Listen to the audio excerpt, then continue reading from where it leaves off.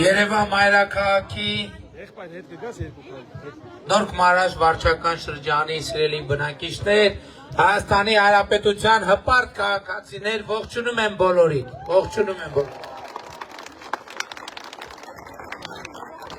Ջորջան, նախընտրական քարոզարշավը եզրափակիչ փուլին է մոտենում եւ շատ կարեւոր է արձանագրել, թե մենք ի վերջո ինչ օրակարգ ենք քննարկում, այսինքն նախընտրական քարոզարշավը մրցավազք է, կրքեր են, բանավեճեր են, վիճաբանություններ են, բայց շատ կարևոր է կենտրոնանալ այդ ամենի հիմքում գտնվող բովանդակության վրա եւ այն օրակարգը, որը մենք բերում ենք եւ հետապնդում ենք եւ խնդիր ենք դնում իրականացնել հետեւյալն է. նոր որակի պետություն ունենալը եւ նոր որակի պետություն կառուցելը եւ ինչպես ցանկացած կառուցման գործընթաց ինքը ունի որոշակի փուլեր։ Այդ փուլերից առաջինը, ինչպես ասում են, ընդունված է շինարարության ոլորտում հայեցակարգային նախագծի ընդունումն է։ Եվ հայեցակարգային նախագիծը, որը մենք ընդունել ենք եւ որը մենք առաջարկել ենք եւ առաջարկում ենք, իրական Հայաստանի գաղափարախոսությունն է։ Այդ գաղափարախոսությունը ընդգծվում է մի քանի առանցքային դրույթներով։ Այդ դրույթներից ամենաառանցքայինը հետեւյալն է, որ Հայաստանի Հանրապետության ժողովուրդը հայրենիք փնտրելու կարիք չունի եւ Հայաստանի Հանրապետության ժողովուրդը պետք է դուրս գա պանդխտության եւ գաղթականության սոցիալ հոգեբանությունից, որովհետեւ հայրենիքը, որը մենք փնտրում ենք, գտնված է իդեմս Հայաստանի Հանրապետության եւ իրական Հայաստանի գաղափարախոսության հաջորդ կարևորագույն դրույթը հետեւյալն է. հայրենիքը պետությունն է, սիրում ես հայրենիքդ, ուժեղացրու պետությունը։ Կառուցման փուլում, շրջափուլերում հաջորդ կարևորագույնը դա տեղակապման process-ն է։ Ես այսօր մի քիչ շինարարության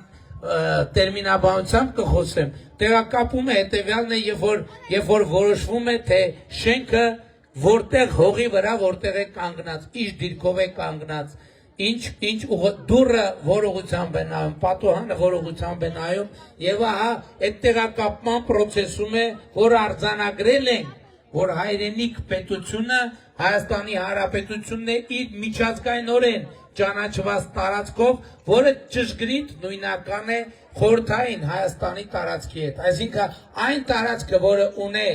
խորհրդային Հայաստանը, այդ տարածքում է գործում Հայաստանի Հանրապետությունը։ Հաջորդիվ շատ կարևոր է նախագիծը արդեն կոնկրետության մեջ։ Եվ այդ նախագիծը մենք նույնպես ունենք եւ նախագիծը կոչվում է խաղաղության խաչմերուկ։ Շատ կարևոր է արձանագրել, որ խաղաղության խաչմերուկ նախագիծը արդեն իսկ մտավ գործնական իրագործման փուլ։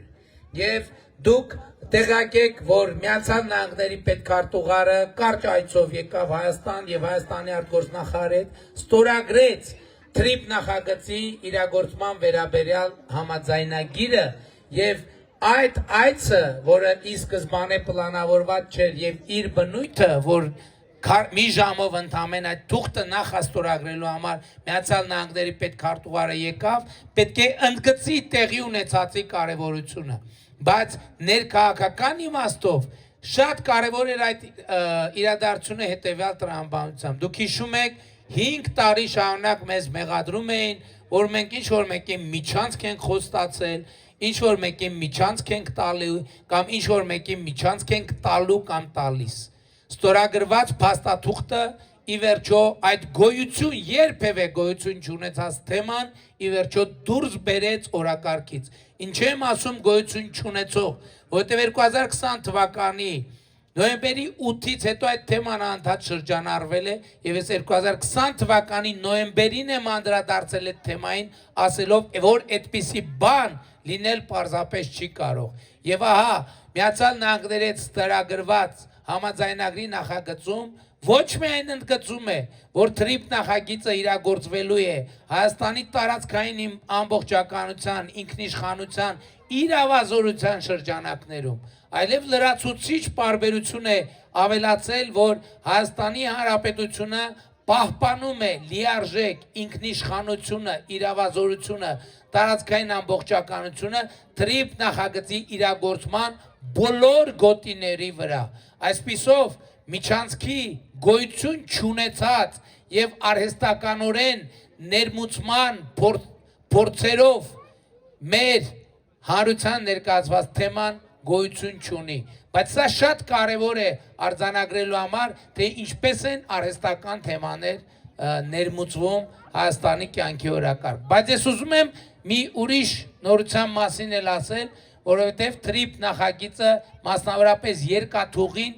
գիտեք, որ մեղրի երկաթուղին է, որը պետք է վերականգնվի առաջիկայում, եւ նաեւ եթե ուշադրություն դարձրել եք նախագահ Տրամփի արած գրառմանը, շատ կարևոր շեշտադրում կար այնտեղ, որ թրիփ նախագիծը Միացյալ Նահանգները դիտարկում է որպես արևելքից արևմուտք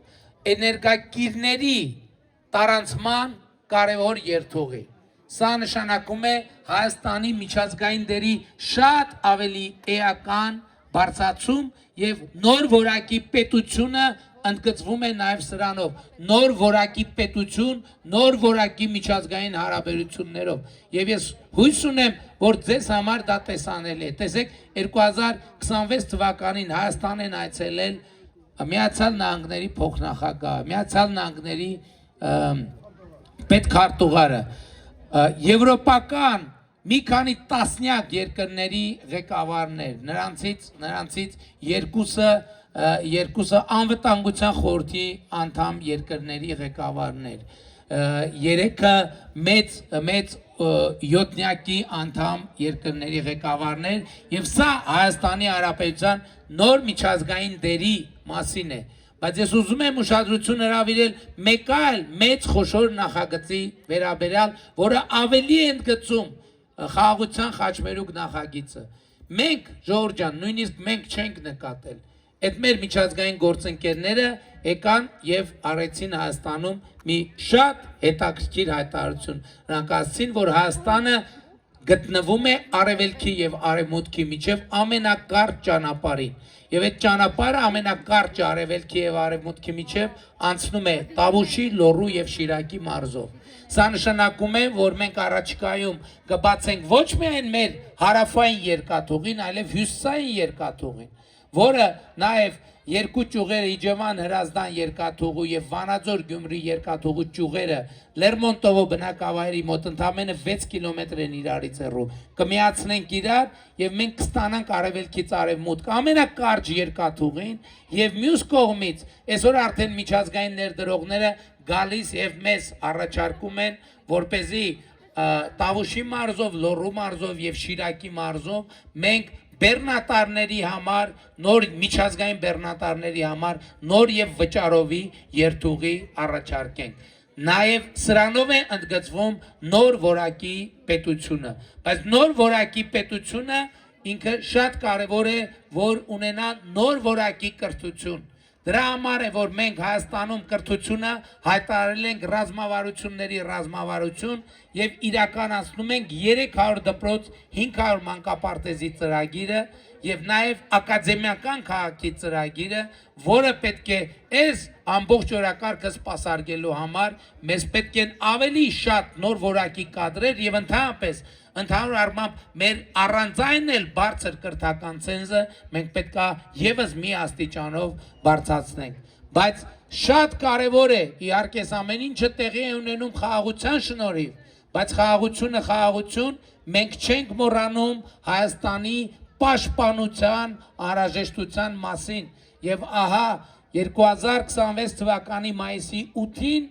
Հանրապետության հրապարակում տեղի ունեցած զորահանդեսը կարծում եմ տվեց եւս մի կարևոր հարցի պատասխան, թե ինչքանով են ճշմարիտ այն պնդումները, թե Հայաստանի կառավարությունը, կառավարող մեծամասնությունը ջանք չի գործադրում Հայաստանի պաշտպանունակությունը բարձրացնելու համար։ Ես ուզում եմ բոլորիդ շնորհավորել Հայաստանի Հանրապետության նոր բանակի ձևավորման եւ ստեղծման առիթով, ինչը դուք տեսաք մայիսի 28-ին։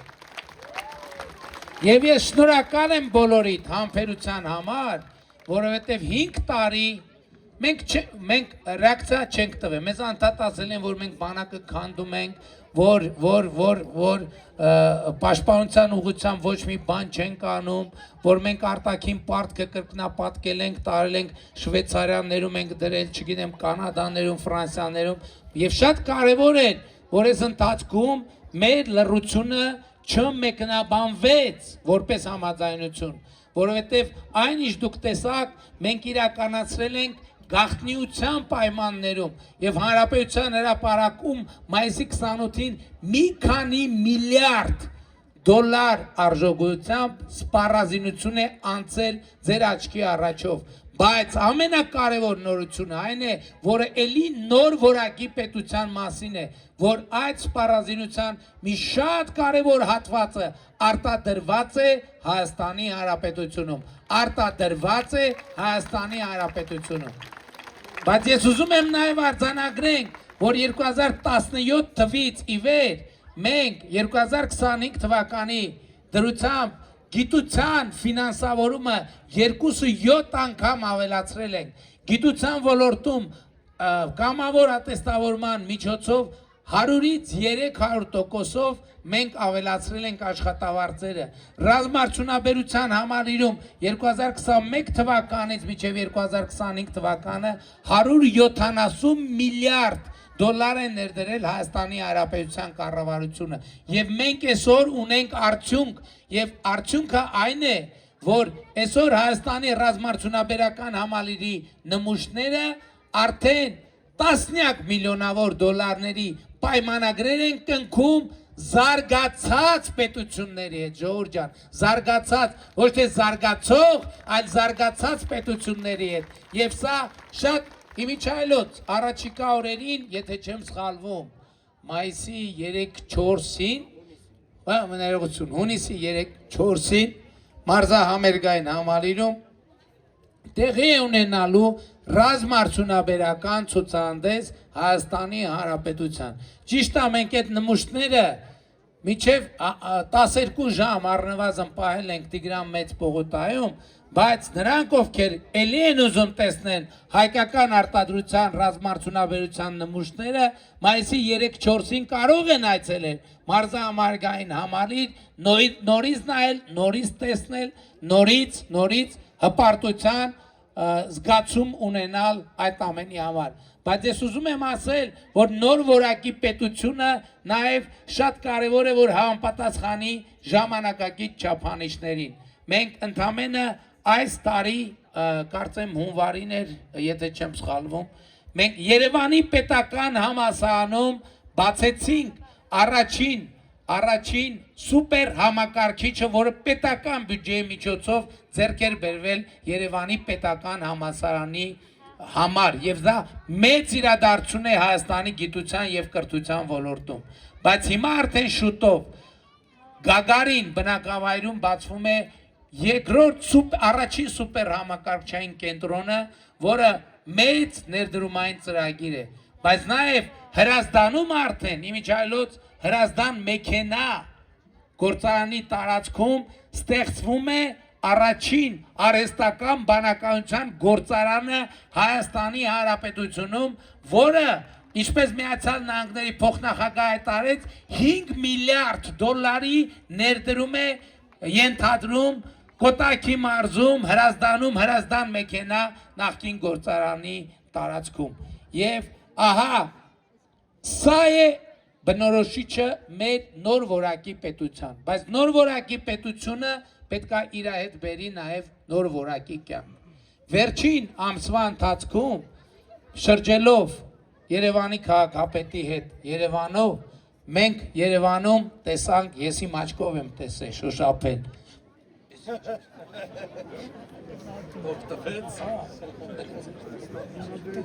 Միկրոֆոնը բան զեմլատը զազեմլենի հետո։ Նոր որակի բակեր, նոր որակի խաղահրապարակներ, այսօր արդեն մենք Երևանում ունենք նոր որակի վերելակներ, մենք շուտով ավարտին կհասնենք ի վերջո մենք հաղթարեցինք հուսահատության գազելների դարաշրջանը եւ այսօրվա դրությամբ նաեւ այն որ այն օրը 45 տրոլեյբուսները ցույց տվեցինք Հանրապետության հրապարակում այսօր առավոտվա դրությամբ նրանցից 30-ը դուրս են եկել արդեն երթուղի երեքշաբթի օրվա դրությամբ 45 նոր տրոլեյբուսները դուրս կգան դա նոր որակի տրանսպորտի մասին է խոսքը բայց ես ուզում եմ ընդգծել նաև նոր որակի պետությունը պետք է ունենա նաև նոր որակի սոցիալական ապահովություն որովհետև այո զարգացում բայց մարդիկ պետք է իրենց կյանքի վրա զգան այդ զարգացումը եւ ես ուրախ եմ որ Հայաստանի պատմության մեջ առաջին անգամ անկախությունից ի վեր միջին կենսաթոշակը այսօր ավելի բարձր է քան նվազագույն սպառողական զամբյուղը 2018 թվականին երբ ես ընտրվել եմ վարչապետ Հայաստանում նվազագույն թոշակը եղել է 16000 դրամ այսօր 46000 դրամա պլյուս անկախիկ առևտրի դեպքում հետ վճարի հնարավորությունը բայց սոցիալական ապահովության ոլորտում մեկ ուրիշ ցուցանիշ եմ ուզում ասեմ ամենակարևորը մինչև 18 տարեկան մեր երեխաները եւ 65 պլյուս մեր թոշակառուները պետական բյուջեի հաշվին օգտվում են առողջության ապահովագրության համակարգից եւ պետությունը առողջապահական նվազագույն կարիքները մեր սիրելի թոշակառուների համար եւ մեր սիրելի երեխաների համար ապահովում է եւ սա մեր հարգանքի տուրքն է սա ուղղակի մեզ համար սոցիալական ծրագիր չի սա մեր հարգանքի տուրքն է մեր 65 պլյուս թոշակառուներին որովհետեւ մենք ինչքան էլ վերջին տարիներին մեծ զարգացումներ ենք ունեցել այնուամենայնիվ այսօրվա Հայաստանի մոտ 60-70% ամեն ինչի կառուցվել է ձեր սերնդի կողմից Եվ սա մեր խոնարհումի արտահայտությունն է, մեր ավակ սերնդին, բայց նաև մենք հույս ունենք, որ առաջիկայում արդեն մենք կգերազանցենք այդ թվում կապիտալ ներդրումների ծավալներով խորհրդային Հայաստանի ցուցանիշները։ Մենք արդեն բնակարանաշինության մասով հարգելի ներկաներ, արդեն իսկ առնվազն հավասարվել են խորհրդային Հայաստանի չափանիշներին եւ ես ուզում եմ ասել 2018 թվականից մինչեւ այսօր մենք տարբեր ծրագրերով $1 միլիարդ ժողովուրդ խնդրում եմ ուշադրություն դարձնել $1 միլիարդ աջակցություն ենք տրամադրել Հայաստանի քաղաքացիներին բնակարաններ ձեռք բերելու հարցում 2018 թվականից մինչև այսօր 36000 ընտանիք ձեռք է բերել նոր բնակարան, այդ թվում ոչ միայն Երևանի կենտրոնում, այդ թվում սահմանամերձ բնակավայրերում 16 միլիոնի ծրագրով 3400 բնակարանի տան առանձնատան ծրագիր է հաստատված Եվ հետևաբար նոր որակի պետությունը, նաև ես ուզում եմ, քանի որ խորհրդային միությունը հիշեցինք խորհրդային Հայաստանը, այսօր մենք Հայաստանում, այո Երևանում կան բակեր խաղահրապարակներ Հայաստանի պատմության մեջ երբեք չեն եղել։ Այսօր մենք կառուցում ենք դպրոցներ, որ Հայաստանի պատմության մեջ այդպիսի որակի դպրոցներ չեն եղել, այդպիսի որակի լաբորատորիաներ դպրոցներում չեն եղել, այդպիսի որակի մարզագույք եւ մարզահրապարակներ եւ ֆիզկուլտուրայի դահլիճներ չեն եղել, որովհետեւ նոր որակի պետությունը նշանակում է նոր որակի կյանք եւ ես ուզում եմ մեզ բոլորի շնորհավորել այս կետին հասնելու առիթով, որովհետև այո, այս կետին հասնելու համար ժողովուրդ ջան, շատ դժվար որոշումներ են կայացվել, շատ դժվար որոշումներ, մեզ եւ ինչի մեզ չծրեմ այդ ամենը շատերի վրա, ինձ մեղադրել են դավաճանության մեջ, ինձ մեղադրել են, չգիտեմ, օտարներին ծառայելու, ամեն ինչի մեջ մեղադրել են, բայց այսօր շատ կարևոր է հասկանալ հետևյալը, որ մենք այսօր իրականում խաղաղության խաչմերուկ դառնում ենք եւ մենք նաեւ այսպիսի բանակ ունենք արդեն այդ թվում 2022-ին եւ 2024-ին կայացրած որոշումների համար։ Ես մայիսի 28-ին ելույթում էլ ասացի, պետք է հասկանալ ինչն էր պատճառը, որ մենք 2019 կամ 20 թվականներին չունեինք բանակ այսպիսի Չունեինք այսպիսի սպառազինություն եւ տեխնիկա։ Դրա համար եղել է երկու պատճառ։ 2018 թվականից ես ամեն օր այդ թեմայի վրա աշխատել եմ։ բայց զենքի միջազգային շուկան մեզ համար ըստեյքության եղել է կամ փակ, կամ դժվար հասանելի։ Երկու պատճառով։ Առաջինը մեզ ասել են, որ մենք հապկ անդամ ենք եւ արևմտյան տեխնոլոգիաները մեզ չեն կարող լինել հասանելի, որովհետեւ դա կնշանակի տեխնոլոգիաները փոխանցել հապկին։ Բայց սա այնուամենայնիվ ամենակարևոր պատճառը չի եղել։ Ամենակարևոր պատճառը եղել է այն, որ միջազգային գործընկերները եւ արևմտյան եւ արևելյան ասել են հետեւյալը, որ մենք իրենք համոզված են, որ մենք այդ զենքը մտադիր ենք օգտագործել Հայաստանի ինքնիշխան տարածքներից դուրս եւ հետեւաբար իրենք չեն կարող մեզ զենք վաճառել։ Եվ միայն 2022-ի Պրագայի որոշումից եւ 2024 թվականի մեն հայտարարությունից հետո, որ մենք Ղարաբաղյան շարժումը չպետք է շարունակենք, զենքի միջազգային շուկաները բացվել են մեզ համար եւ իմիջայլոց ռազմարտունաբերական համալիրի զարգացումը մենք պետք է նաեւ արձանագրենք, որ շատ այդ կոմպոնենտներ մենք ներմուծում ենք ամեն ինչի, որ Հայաստանում է արտադրվում եւ իմիջայլոց բոլոր երկրներում է այդպես է։ Ոչ մի երկիր իր կոմպոնենտների 100%-ը չի արտադրում։ Եվ ես ելի ուզում եմ ընդգծել, որ մենք ի վերջո դուրս ենք եկել աշխարհքաղաքական թակարդից եւ այո, մեր նահատակների գնով, կյանքի գնով մենք այսօր պետություն ենք ավելի քան երբևէ, անկախ ենք ավելի քան երբևէ, ինքնիշխան ենք ավելի քան երբևէ եւ որ կարեւոր է անսահման հեռանկարներ ունենք մեր առաջ, անսահման եւ միայն ու միայն մեզնից է կախված մենք կօգտվենք այդ հեռանկարից եւ հնարավորությունից թե ոչ։ Եվ այս առումով իհարկե ամենակարևոր փաստը, ինչի առիթով ես ուզում եմ ձեզ շնորհավորել, հետեւյալն է. ի վերջո Հայաստանի Հանրապետությունը ապրում է խաղաղության պայմաններում եւ ես դրա համար դրանում շնորհավորում եմ մեզ բոլորիս եւ առաջիկա ընտրությունների կարևորագույն հարցը հետեւյալն է. ի վերջո Հայաստանի Հանրապետությունը տեր կանգնելու է խաղաղությանը, թե տեր չի կանգնելու։ Սա է թիվ 1 հարցը։ Յուրաքանչյուր ընտրող, որ մտնում է ընտրական տեղամաս, մի հարցի պետքա պատասխանի, որովհետև այդ հարցի պատասխանից կախված է բացարձակապես ամեն ինչ։ Մենք խաղաղությանը տեր կանգնում ենք, թե տեր չենք կանգնում, որովհետև էլի պիտի կրկնեմ, որ 9 ամսյա խաղաղությունը նման է 9 ամսյա երեխայի, եթե նրա նկատմամբ խնամք չտանենք, հոգ չտանենք, նա չի ապրի պարզապես։ Այս է պատճառը, որ ես կոչ եմ անում, խնդրում եմ, հորդորում եմ բոլորին 2026 թվականի հունիսի 7-ին գնալ ընտրական տեղամասեր եւ տեր կանգնել խաղաղությանը, գործելով հետեւյալ տրամաբանությամբ։ Ընտրություններ 2026-ին քվեարկում ենք, ընտրություններ 2026-ին քվեարկում ենք, ընտրություններ 2026-ին քվեարկում ենք, բայց շատ կարևոր է էլի արձանագրել, թե ինչ է նշանակում այդ քվեարկությունը, որովհետև դա աթոռի կռիվ չի, դա պաշտոնի կռիվ չի, այդ քվեարկությունը պիտի նշանակի, որ պետությանը տեր ենք, անկախությանը տեր ենք, ապագային տեր ենք, խաղաղությանը տեր ենք, եւ այս որոշումը եւ հետագա ընթացքը պետության, անկախության, խաղաղության կախված է մի մարդուց, այս շատ կարևոր է, ամենակարևոր բանն է, որովհետև գիտեք ինչ, մեր իրականության մեջ երբեմն գլուխը բարձրացնում այդ միտումը, թե ես ինչ եմ որոշում,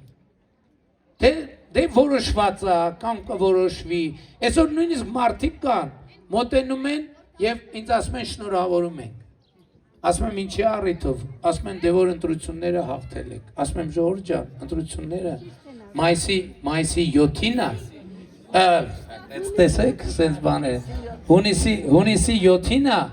եւ ինչպիսին կլինի ընտրության արդյունքը կախված է մի մարդուց, այդ մի մարդը հետո ինչ կորոշի մնա տանը,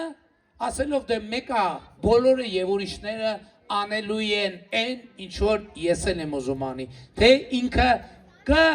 առերեսվի այն փաստի հետ, որ այս բոլոր բարդ ընջուկների եւ հանգուցների հանգուցալուծումը կախված է մի մարդուց, ընդամենը մի մարդուց, եւ այդ մեկ մարդը դու ես։ Եվ այդ մեկ մարդը դու ես։ Եվ այդ մեկ մարդը դու ես։ Եվ այդ մեկ մարդը դու ես։ Եվ այդ մեկ մարդը դու ես։ Եվ այդ մեկ մարդը դու ես։ Եվ այդ մեկ մարդը դու ես։ Եվ այդ մեկ մարդը դու ես։ Եվ այդ մեկ մարդը դու ես։ Եվ այդ մեկ մարդը դու ես։ Եվ այդ մեկ երեխեք դուք չեք մասնակցում քվեարկության։ Դուք սպասեք։ Դուք հələ քան տարեկան եք։ Հա? 11 7 տարի ունես հələ որ այդ մեկ մարդը լինես դու իսկ այսօր քո հայրիկը, մայրիկը, ավակ քույրերը, եղբայրները, տատիկը, պապիկը իրանք են այդ մարդը եւ հետեւաբար եւ այդ մեկ մարդը դու ես եւ այդ մեկ մարդը դու ես եւ այդ մեկ մարդը դու ես եւ այդ մեկ մարդը դու ես եւ այդ մեկ մարդը դու ես ով այն մեկ մարդը որ գիտակցում է եւ պատրաստ է իր վրա վերցնել այն պատասխանատվությունը, որը Հայաստանի Հանրապետությունը դարձնելու է նոր որակի, խաղաղ, անկախ, զարգացած եւ անսահման հեռանկարի տերպետություն։ Խնդրում եմ այդ մարդը մի մարդը ձեր բարձրացնի։ Խնդրում եմ բարձրացրեք եւ այս մարդկանց հավաքական ամբողջությունն է, որ կոչվում է Հայաստանի Հանրապետության հպարտ արժանապատիվ եւ պետականատեր ժողովուրդ եւ ուրեմն ընտրություններ 2026-ին քվեարկում ենք ընտրություններ 2026-ին քվեարկում ենք ընտրություններ 2026-ին քվեարկում ենք որովհետեւ պետությանը անկախությանը ապագային խաղաղությանը Նորք Մարաշին Երևան մայրաքաղաքին Հայաստանի Հանրապետությանը Փառք նահատակներին եւ կեցե Հայաստանի Հանրապետությունը շնորհակալ եմ Ժողովուրդ ջան Հավանիչ տեսանյութը եւ բաժանորդագրվիչ նորությունները բաց չթողնելու համար